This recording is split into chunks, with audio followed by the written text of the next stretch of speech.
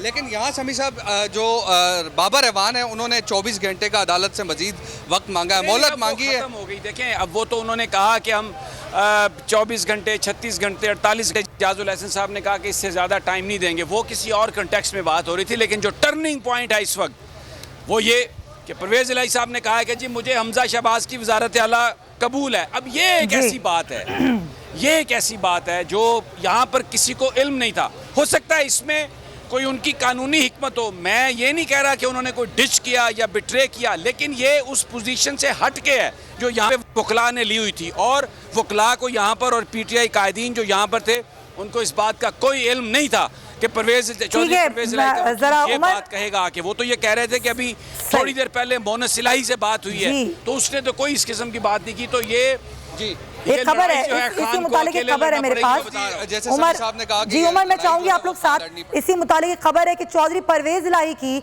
हमजा शहबाज को वजीर आला मानने की खबर की तरदीद सामने आ गई है। निजी टीवी पर चलने वाली खबर बेबुनियाद और झूठ का पलंदा है, ऐसा कहना है तर्जुमान का। ये अहम खबर जो हम आप तक पहुंचा रहे हैं कि परवेज इलाही ने हमजा शहबाज को वजीर आला मानने की खबर की तरदीद कर दी है और ये कहा है कि खबर बेबुनियाद है और ये एक झूठ का पलंदा है। तो उमर ये खबर थी और ज़ाहिर बड़ा एक ब्रेक थ्रू कहा जा रहा था कि अगर इस तरह की बात की गई है तो बड़ा ही ये खबर बन रही थी, लेकिन अब इसकी तरदीद कर दी है परवेज इलाही ने।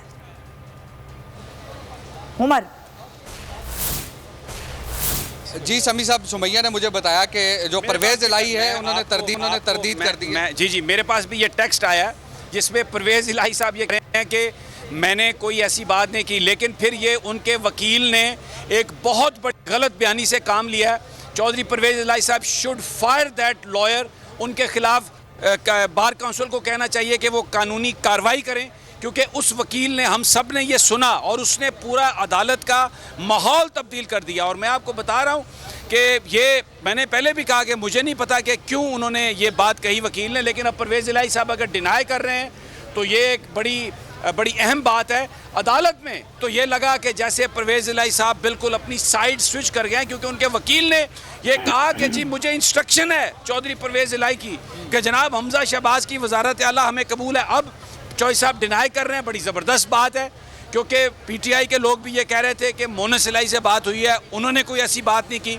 तो ये, लेकिन मैं आज जो इम्प्रेशन जो क्रिएट हुआ उस वक्त वो यही था कि खान को शायद ये लड़ाई अकेली लड़ना पड़ेगी, लेकिन बहरहाल वो सारी चीज़ें गलत हैं जो हमने अभी एनालिसिस किया, इसलिए कि परवेज इलाही साहब इसको डिनाई कर रहे हैं। उन्होंने कहा कि मैंने कोई ऐसी स्टेटमेंट नहीं दी। तो अभी वो अगले आधे घंटे में अदालत, लेकिन अभी आपने जो बात की कि जो वकील हैं उनको चौधरी परवेज इलाही को उनके खिलाफ एक्शन लेना होगा, बार काउंसिल को लिखना होगा, इतने सुप्रीम कोर्ट इतनी मुअज़्ज़ज़ अदालत के सामने उस वकील ने जो है इम्तियाज़ सिद्दीकी ने गलत बयानी की। इम्तियाज़ सिद्दीकी नहीं थे, वो एक और वकील थे। इम्तियाज़ सिद्दीकी साहब तहरीक इंसाफ के वकील हैं और उसमें उन्होंने, शायद यही वजह है कि चीफ जस्टिस उमर अताब बंदयाल साहब ने वकील साहब की स्टेटमेंट पर यकीन करके उस बिहाफ पर कोई फ़ैसला नहीं किया। उन्होंने कहा कि चौधरी परवेज इलाही साहब और हमजा शहबाज दोनों को अदालत में बुलाया जाए और वीडियो लिंक के ज़रिए उनसे बात की जाए और इसका कंसेंसस क्रिएट करने की कोशिश की जाए। अगर नहीं तो फिर आर्टिकल 130 के तहत हम फैसला सुना देंगे। आज इलेक्शन नहीं होगा, ये बात नज़र आ रही है। और अब चौधरी परवेज इलाही साहब खुद अदालत में होंगे, तो वकील के बयान की वजह से जो गलत फहमी है वो सारी की सारी वो खुद दूर कर सकते हैं। लेकिन मुझे लगा कि वकील के खिलाफ उन्हें कार्रवाई करना पड़ेगी।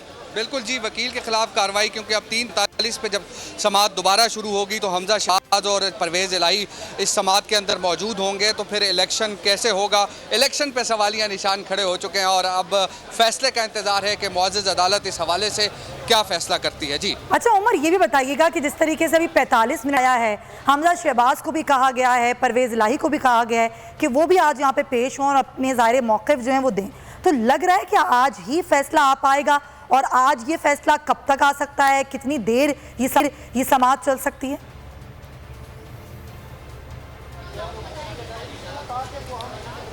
देखिए जी, अगर जो इस वक्त सिचुएशन है, इस सिचुएशन में तो हम देख रहे हैं कि अदालत जिस अंदाज से तेज़ी से इस मामले को आगे की तरफ लेके जा रही है कि फ़ैसला आज ही इस हवाले से मुतवक्किल। शमी साहब से भी पूछते हैं कि क्या फैसला आज ही फैसला, अदालत आज ही फैसला करना चाहती है, 4 बजे से पहले करना चाहती है, थोड़ा टाइम देगी।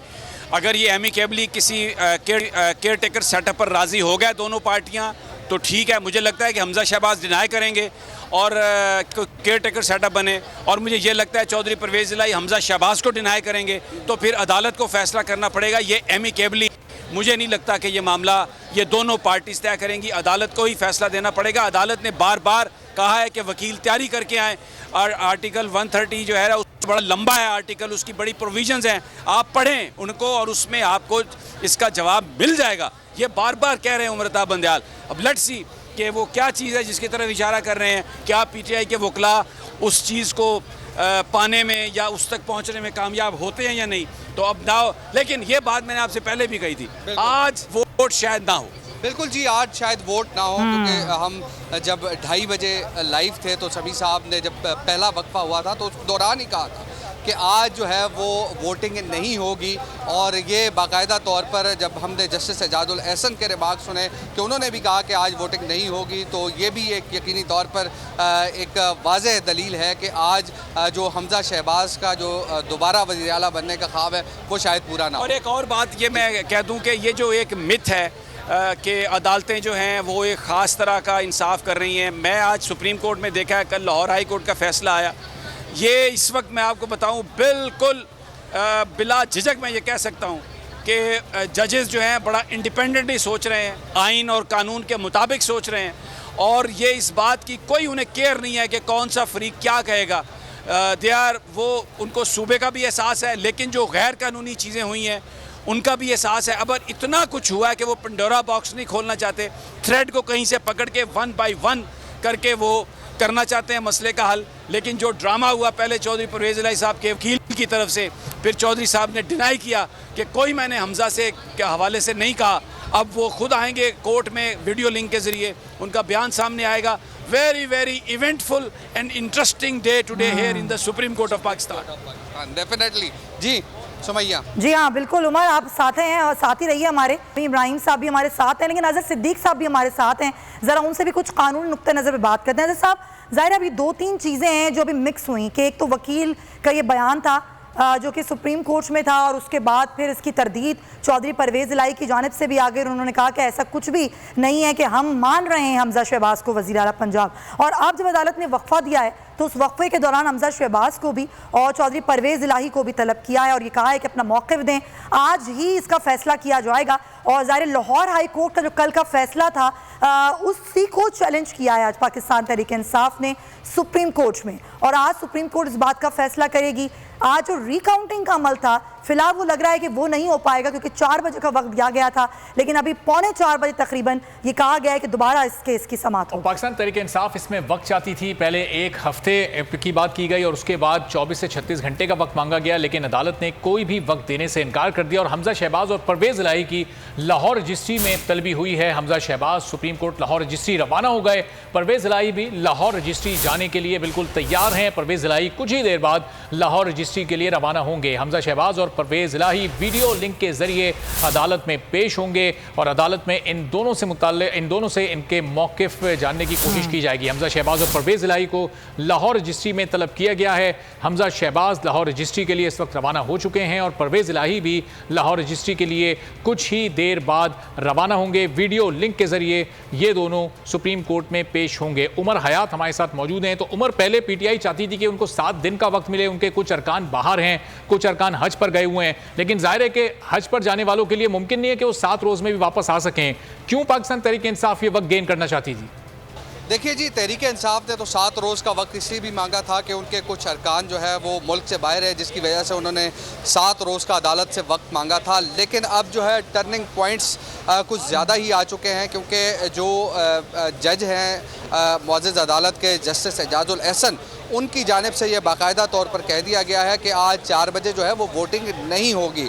तो इट मीन्स नहीं होगी, क्योंकि जो 3:45 पर जब समाअत दोबारा शुरू होगी तो वज़ीर आला पंजाब हमजा शहबाज और स्पीकर पंजाब असम्बली चौधरी परवेज़ इलाही को तलब किया गया है। तो फिर उसके बाद हम देखते हैं कि समाअत में लाजमी अमर यह है कि तकरीबन 1 से 1.5 घंटा जो है वो लग सकता है, और उसके बाद जो है वो दोनों तरफेन को जो है वो कायल करने की कोशिश की जाएगी। पूछा जाएगा उनसे कि क्या ऐसा हल है जो आपके नज़दीक हो। लेकिन इस वक्त हम ये देख रहे हैं कि सुप्रीम कोर्ट को इस बात का भी इदराक है कि सूबा जो है वो सरबराह के बगैर नहीं चल सकता, जिसका बार बार खदशा जो है वो मुअज़्ज़ज़ जज साहिबान ने जाहिर किया है। और यही हम देख रहे हैं कि इस वक्त जस्टिस उमर अता बंदियाल ने जो है वो समाअत मुलतवी की और कहा कि जो हमजा शहबाज शरीफ हैं, परवेज़ इलाही हैं, वो आए और वो इस हवाले से बात करें। अब जो वकील के जो दलाइल थे, उन दलाइल में जब वकील परवेज़ इलाही के वकील ने ये बात की है, उसके बाद सिचुएशन चेंज हुई थी। लेकिन अब जब चौधरी परवेज़ इलाही की तरदीद इस हवाले से आ चुकी है, तो उस तरदीद के बाद अब मामलात मज़ीद चेंज हो गए हैं। 24 घंटे का वक्त या 1-2 दिन का वक्त, लेकिन अदालत जो है आज जो लाहौर हाई कोर्ट ने जो फैसला दिया है कि आज ही इलेक्शन हो, डिप्टी स्पीकर जो है वो इलेक्शन कराएं, लेकिन आज हमें इलेक्शन होते हुए आज तो होते हुए नजर नहीं आ रहे उमर। लेकिन एक चीज के अब तो ये भी नहीं हो सकता कि किसी होटल में इलेक्शन हो। सब्सक्राइब करें और बेल दबाएं ताकि कोई खबर रह न जाए।